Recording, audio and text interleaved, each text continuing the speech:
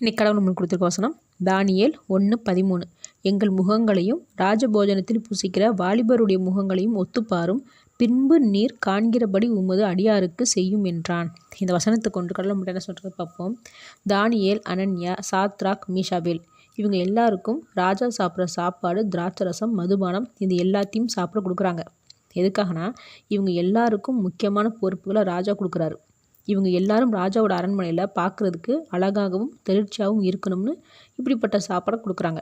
ஆனால் தானியேலும் அவனது நண்பர்களும் யூதர்கள், தேவனுக்கு பயந்து பக்தியோடு வாழ்பவர்கள்.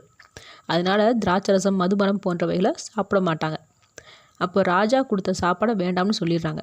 அதுக்கு பதிலாக பருப்பு, காய்கறிகள் போன்றவற்றை சாப்பாடாக சாப்பிட்டுக்கிறோம்னு சொல்லும்போது அந்த தலைவன் ராஜாவினிடத்தில் உங்களுடைய முகமும் சரீரமும் வாடி போயிருந்தா ராஜா என்னை தான் தண்டிப்பார்னு சொல்கிறான்.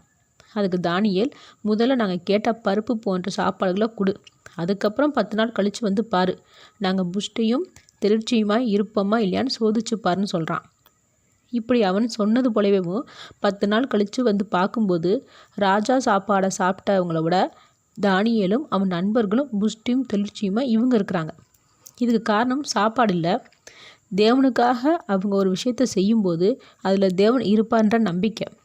மோசே எப்படி தேவனை பார்த்துட்டு கீழே இறங்கி வரும்போது அவனுடைய முகம் பிரகாசமாக இருந்ததோ அதே போல தான் இந்த 4 பேருடைய முகம் தெளிர்ச்சியாக இருக்குது. இது இவங்களுக்கு மட்டும் இல்லை, நம்ம எல்லாருக்குள்ளும் தேவன் வாசம் பண்ணுறாருனா நிஜமாவேவும் நம்மளுடைய முகத்தில் அழகும் தெளிர்ச்சியும் இருக்கும். எத்தனை வேதனைகளும் கஷ்டங்களும் நமக்குள்ளே இருந்தாலும் அந்த தெளிர்ச்சி நம்மளோட முகத்தை விட்டு நீங்காது. அப்போ உண்மையான அழகு என்றது தேவன் நம்மிடத்தில் வாசம் பண்ணுறதுல தான் இருக்குது. ஆமேன்.